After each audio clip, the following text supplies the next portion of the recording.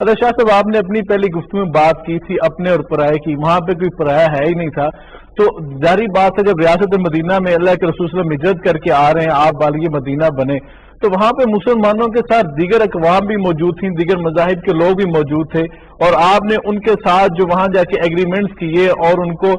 تحفظ فراہم کیا، ایک جو ریاست کرتی ہے، اس کے ساتھ ساتھ خواجہ پالیسی میں اگر دیکھیں، جیسا مفتی صاحب نے بات کی، آپ نے جو دیگر غیر مسلم ممالک میں صحابہ کرام کو بھیجا، خطوط بھیجے، جس طرح ابشا کے اندر آپ نے ایگریمنٹ قائم کیے، اس طرح مختلف ممالک کے اندر مفود بھیجے آپ نے آقا علیہ الصلوۃ والسلام نے، تو کیا ریاست مدینہ کی طرز پہ کوئی اگر اصلاحی ریاست بنتی ہے تو وہ کیا غیر مسلموں کو تحفظ فراہم کرتی ہے؟ وہ کیسے اسلام جو ہے غیر مسلموں کے حقوق کی بات کرتا ہے، اور اگر ریاست ایک قائم ہو جائے اسلام کے نام پر تو اس کے اندر غیر مسلموں کو کیسا تحفظ فراہم کیا جائے گا؟ بلا شبہ قرآن مجید فرقان حمید میں اللہ رب العزت نے نبی کریم رؤوف الرحیم صلی اللہ علیہ وسلم کے لیے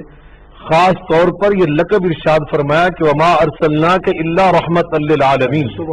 ہم نے آپ کو رحمت للعالمین بنا کر بھیجا ہے۔ اللہ اپنے بارے میں قرآن مجید فرقان حمید کی بسم اللہ کے بعد جو پہلی آیت ہے اس میں اپنا تعارف کراتے ہیں کہ الحمدللہ رب العالمین، میں عالمگیر رب ہوں اور میرے محبوب یہ عالمگیر رحمت ہے، اور ان هو الا ذکر للعالمین، ان کے جو میں نے قرآن مجید عطا کیا ہے یہ ذکر للعالمین ہے، یہ عالمگیر کتاب ہے، اور جو میں نے ان کو بیت اللہ دیا قبلے کے طور پر فرمایا ہدی للعالمین، یہ مرکز ہدایت عالمگیر ہے۔ تو یہاں تو عالمگیر سلسلے تھے، میرے آقا علیہ الصلوۃ والسلام کو اللہ نے تمام انسانوں کے لیے بھیجا تھا۔ آپ خود فرماتے ہیں بعثت الی الاسود والاحمر، اللہ نے مجھے ہر کالے کا ہر گورے کا رسول بنا کر بھیجا، اسی لیے مولانا علی فرماتے ہیں اللہ اکبر کہ وہ نبیوں میں رحمت لقب پانے والا، مراد غریبوں کی بر لانے والا، وہ اپنے پرائے کا غم کھانے والا۔ آقا علیہ السلام نے مدینہ منورہ میں تشریف لا کر وہاں یہود بھی آباد تھے، آپ نے یہودیوں کے ساتھ کچھ ظالمانہ نعوذ باللہ رویہ نہیں اپنایا، آپ نے انتہائی رحمت والا، محبت والا، شفقت والا جو آپ نے اگریمنٹ لکھا ہے وہاں تو سچی بات ہے شاید آج کل کے جو ہمارے ہم جیسے مسلمان ہیں کمزور، وہ الفاظ ہی برداشت نہ کر سکے۔ آقا علیہ السلام فرماتے ہیں کہ ہم مسلمان اور یہود یہ دشمن کے مقابلے میں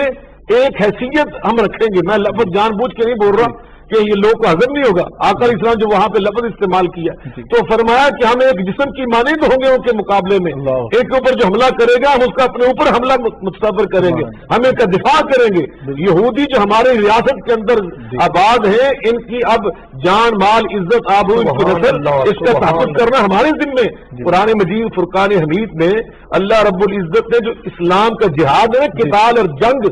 جب اس کو مشروع کیا ہے، اس کو دین کا حصہ بنایا تو وہاں پہ کیا ارشاد فرمایا؟ پہلی آیت فرمایا ولولا دفع اللہ الناس بعضهم ببعض،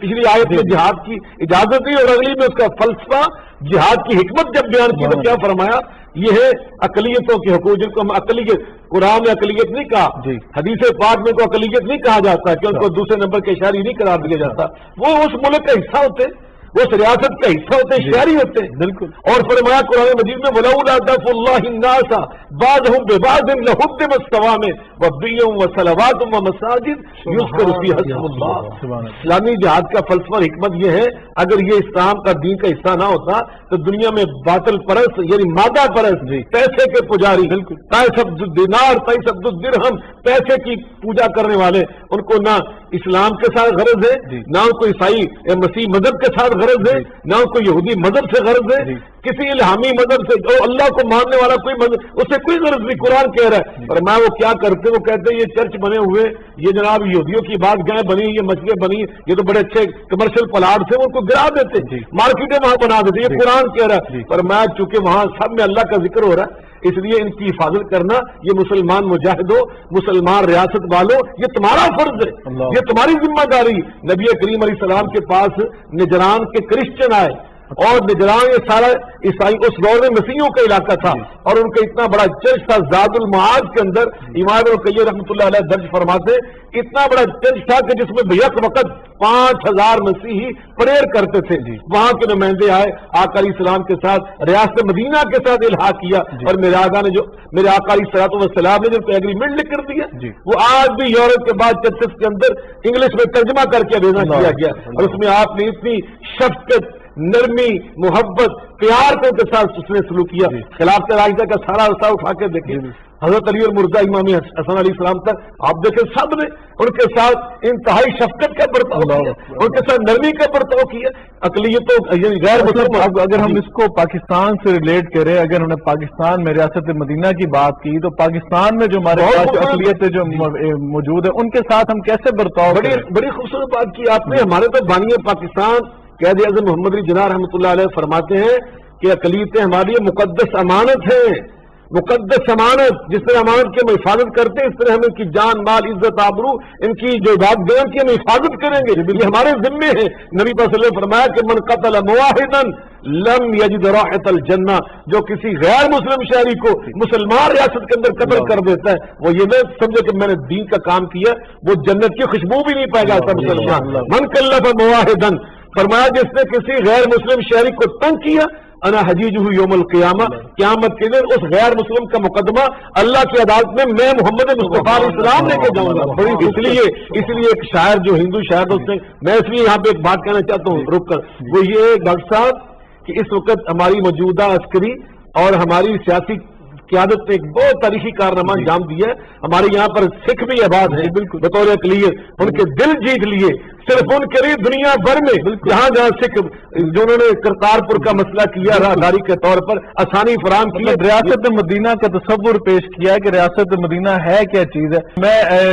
شاہ صاحب سے پوچھنا چاہوں گا کہ آپ اپنا میسج کیا دینا چاہیں گے کہ ریاست مدینہ جو ہے یہ کیسے ایک کامیاب طرز زندگی بن سکتی ہے؟ آج کے ناظرین اس پہ ان کے لیے کیا میسج ہے کہ وہ اپنے آپ کو کیسے ریاست مدینہ کی جو فرامین ہے آقا علیہ الصلوۃ والسلام کے اور ریاست مدینہ کے جو آئین ہے اس کی روشنی میں کیسے اپنی زندگی کو کامیاب بنا سکتے ہیں؟ بلا شبہ دیکھیں یہ مسلمانوں کی ریاست ہے پاکستان. بنیادی طور پر پاکستان کا مطلب کیا؟ لا الہ الا اللہ. یہ تاریخ اسلام میں دوسری ریاست ہے جو باضابطہ اللہ اور اللہ کے رسول صلی اللہ علیہ وسلم کے اس مبارک پر نام نامی پر اس میں گرامی پر یہ قائم ہوئی ہے. تو یہاں بسنے والے مسلمانوں کو اپنی ذمہ داریوں کے احساس و ادراک کرنا چاہیے. اللہ تعالیٰ قرآن مجید میں ارشاد فرماتے ہیں کنتم خیر امت اخرجت للناس، کہ ہم تو پوری دنیا کے لیے آئے ہیں. نگہ بلند سخن دل نواز جام پرسوز، یہ رخت سفر میرے کارواں کے لیے ہم تو پوری انسانیت کے لیے دنیا میں بھیجے گئے. آقا علیہ الصلوۃ والسلام اسی لیے ہمیں جو پیغام دیا نا وہ کیا تھا؟ خیر الناس من ينفع الناس، تم میں سے بہترین وہ ہے جو تمام انسانوں کے لیے نفع بخش. یہ نہیں کہ کسی ایک فرد کے لیے، ایک گروہ کے لیے، ایک جماعت، ایک مسئلے کے لیے نہیں، فرمایا تمام انسان، اس میں مسلمان بھی ہیں غیر مسلم بھی الناس میں. اور قرآن پاک میں اللہ تعالیٰ نے یہ تعلیم دی اما ما ينفع الناس فَيَمْكُثُ فِي الْأَرْضِ، جو اللہ کے تمام بندوں کو، اللہ کی ساری مخلوق کو بلا تفریق نفع پہنچاتا ہے. فرمایا وہی اللہ کی ہاں یہ رتبہ پاتا ہے کہ اللہ اس کی جڑیں مضبوط کر دیتا ہے، اس کو استحکام عطا کرتا ہے، اس کو فوز و فلاح. آپ نے پوچھا کامیاب کرنے زندگی، کامیابی اللہ قرآن میں فرما رہا ہے کہ کامیابی اس میں ہے کہ تمام انسانیت کے لیے آپ قرآن پاک نبی پاک صلی اللہ علیہ وسلم فرمایا من لا یرحم لا یرحم، اللہ کی مخلوق پہ ترس کھانا سیکھو. اس لیے جو اللہ کی مخلوق پہ ترس کھاتا ہے اللہ اس پہ رحم فرماتا ہے.